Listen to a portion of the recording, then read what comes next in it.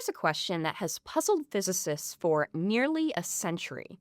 How can two particles separated by any distance instantly know what the other is doing? Einstein famously called it spooky action at a distance, and he refused to believe it was real. But it is. And at the end of this lesson, you'll understand the math behind it. In the previous lesson, we learned how to produce an entangled state of 2 qubits, known as a Bell state. When we measured the state, we saw that the measurements of the 2 qubits were correlated. When one was measured to be 0, the other was also measured to be 0. And when one was measured to be 1, the other was also 1. This is a hallmark of quantum entanglement. But what really is entanglement, or superposition? And how do quantum gates play a role in creating and changing these states? Before we get in too deep, it's important to first take a step back and cover some of the fundamental concepts and math. Let's go back to the Bell state that we created in Lesson 1. So recall that this image represents the quantum circuit for making a Bell state. The 2 black horizontal lines represent our 2 qubits, and the boxes and other symbols on the lines represent gates, or operations performed on the corresponding qubits, 0 and 1. The double line down here is a classical information bus that allows us to store the classical information that we obtain by measuring the 2 qubits. And the 2 boxes at the very end are our measurement gates, signifying the end of the quantum computation and that it's time to measure and record the qubit's final state. Now let's take a minute to look at this mathematically. We are going to write out our quantum states using something called Dirac notation. Phi plus is the Bell state here, and we write it in Dirac notation with these angled brackets. Now, the expression for the Bell state that we are creating looks something like this.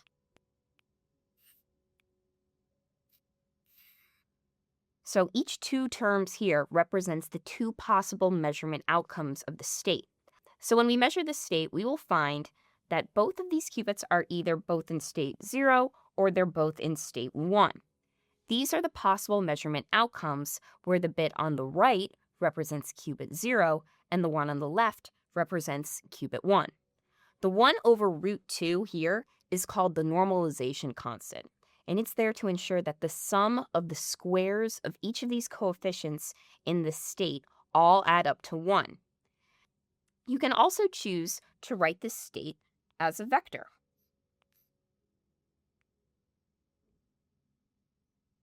In this notation, our Bell state would be written like this.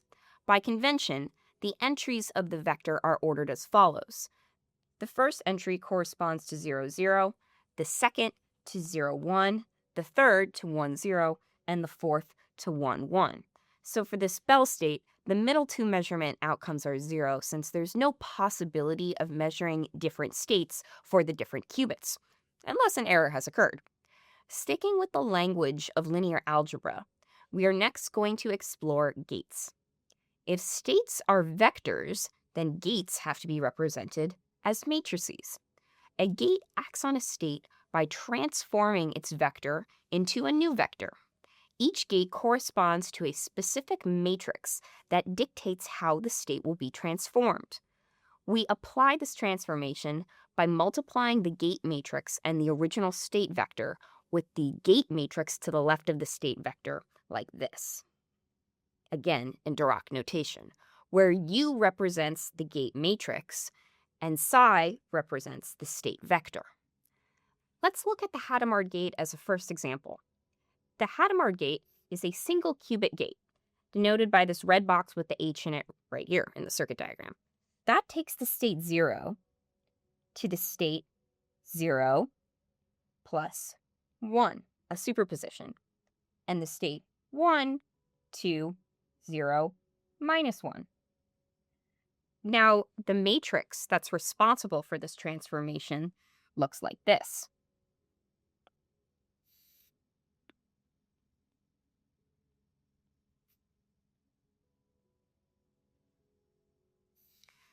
But let's actually work it out to make sure that we can check our understanding and that we've got it. So if H is acting on 0, we have 1 over root 2. This is the Hadamard gate, acting on state 0 in matrix form or as a vector. It looks like 1 and then 0. And if you work that all out, you're going to get 1 over root 2, 1, 1. Where again, this digit here corresponds to state 0, and this corresponds to state 1. So that is indeed 0 plus 1. H acting on 1 now looks like this. Again, this is the Hadamard matrix, now acting on 0, 1, and that equals 1 over root 2, 1 minus 1. So it all works out. The Hadamard gate creates quantum superposition, one of the most important fundamental quantum concepts. We were a little hand-wavy with what this means in Lesson 1. We said it was basically like being in the state 0 and 1 a little bit at the same time. But now you can see and understand the math for yourself. And really, that's the best way to solidify understanding in the quantum realm, since there's no classical analogy or picture I can give you that accurately describes what's going on. In fact, the phrase the qubit is in both states at the same time can be misleading because we can never directly observe the superposition. A more precise way to describe it is that a superposition is a mathematical description of the quantum state that allows us to calculate the probabilities of different measurement outcomes. Some people think superpositions are physically real, but this is a philosophical interpretation that can't be tested. What is important is that quantum mechanics only predicts the probabilities of measurement results, and it does so with incredible accuracy. And here's where it gets really interesting. Unlike a classical probability distribution, a quantum superposition allows the different components to interfere with each other, like overlapping waves that can either amplify or cancel each other out.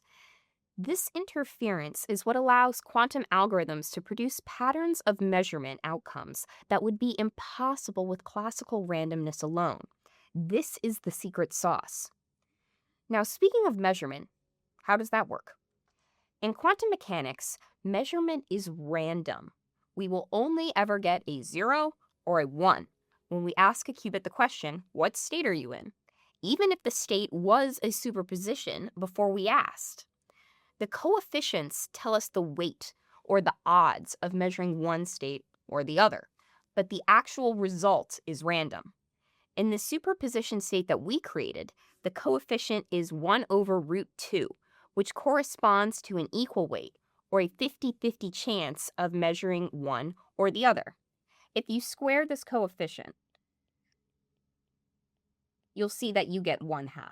So you have an equal probability of measuring one state or the other. The probabilities always have to sum to 1 because this is a physical result. And since you always only get one or the other, the probability of all outcomes happening has to work out to 100%.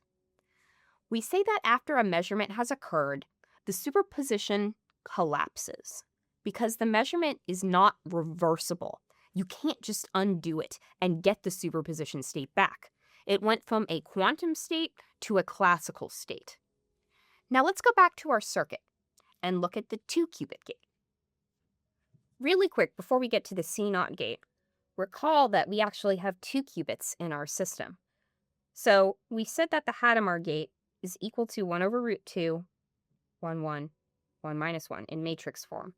But to apply this gate to the first qubit in a 2-qubit system and leave the other one alone, we need to expand this matrix into a 4x4 matrix so that it will apply H to qubit 0 and leave qubit 1 unchanged.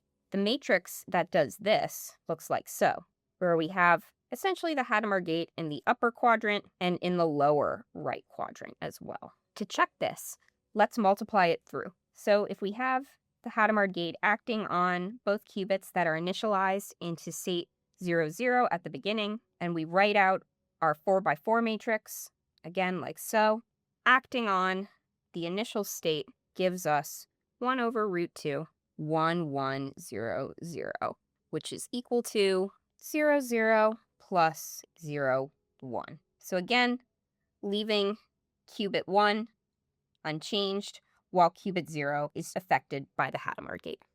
Now let's look at the 2-qubit gate. This line with the plus sign in it is called a C0 gate. The controlled NOT gate is our entangling gate, which takes a quantum state from one qubit and mixes it with another in such a way that they become so correlated that there is no classical equivalent. The C0 gate flips qubit 1, which we call the target qubit, only if qubit 0, called the control qubit, is in state 1. This is the matrix that corresponds to that interaction. Now let's try applying this gate to the superposition states that we created from applying the Hadamard gate to both qubits in the previous step. And if you work that all through, you'll find you get 1 over root 2, 1, 0, 0, 1, which, if you recall, is exactly the Bell state that we were looking for. 0, 0 plus 1, 1. Now the only thing left in our circuit is the measurement gates. When we measure, the quantum state collapses into one of the classically allowed states.